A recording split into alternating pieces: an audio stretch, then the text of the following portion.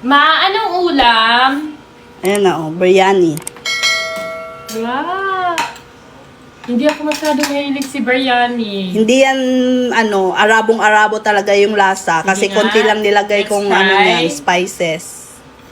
So, i-try na natin, guys. Yung biryani na niluto ni Dalawang Mama. gamit mo gadget? Really? Dalawang gamit mo gadget?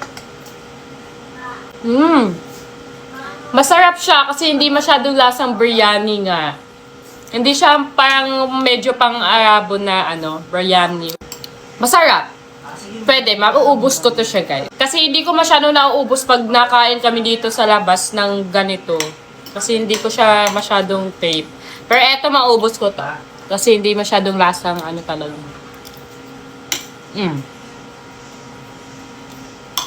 Masarap! I-rate mo. 9. 10 na ako. Masarap siya. Ayun naman, naubos ko na. Ang sarap. Sarap. Ubos nga yung manok eh. Rate mo daw. 11/10. Ay, Sobrang sarap eh. Alam mo bang hindi madali sa aking maiwanan mag-isa. Lalo na sa panahon na kinakailangan pa kita. Wala na ba akong halaga para putulin ang bigla. Hindi na ba mababalik ko sa tayo nagsimula.